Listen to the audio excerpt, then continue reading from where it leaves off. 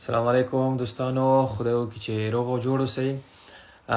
هغه دوستان چې د پښتو ژبې د ادبیاتو او د پښتو د ژبې د ادب تږي دي او داسې ډیر وخت شوی چې اگر چې په پښتو ژبه کې ډیر نامتو شاعري شوې د شاعران او لیکوالان ډیر زیات دي، خو نن سبا په د ټیک ټاک کې زمونږ یو ځوان شاعر دا شعرونه ډیر کته پورته کېدل، الان چې ډیر خلک د پیژني، خپل کتاب چاپ کړی ده، کتابونه خلکو سره شته دي. اوس خو دغه د په پلی سټور کې کتاب پیدا کېږي. تاسو ته به ښه معلومات وي چې زه چا په اړه خبرې کومه.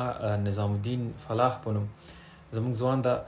دوستانو د دې شاعري زما مخې ته راله، نو دې کې مې هغه کیفیت، هغه جوهر مې په دې شاعري کې وکتله. دا داسې یو شاعري ده چې د دې شاعري حتی بل تفسیر ته ضرورت لري.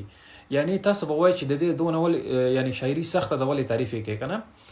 نو دې کې د دې بلاغت او فصاحت معلومیږي چې یعنی ډېر یو تنکی ځوان ده، خو داسې شعرونه چې دې لیکلي دي واقع چې انسان ورته حیران پاتې شي. څه رقم چې غني خان شعرونه لیکلي دي، نو د هغې د تفسیر دپاره ډېر داسې لیکوالان دي چې د هغې د شاعري د تفسیر او ترجمې دپاره بل کتابونه لیکي.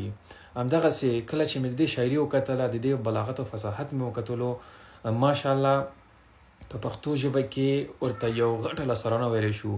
نو غوښتل مې چې دا موضوع تاسو سره هم شریک کړم چې ډېر دوستان کیدای شي چې دې ځوان سره آشنا نه وي. نو ما دلته تاسو سره عکس هم منشن کړو ځان سره، او تاسو کولی شئ چې د دې شاعري تعقیب کړئ چې واقع د پښتو د ادبیاتو مینه پې ماتیږي او تنده پې ماتیږي.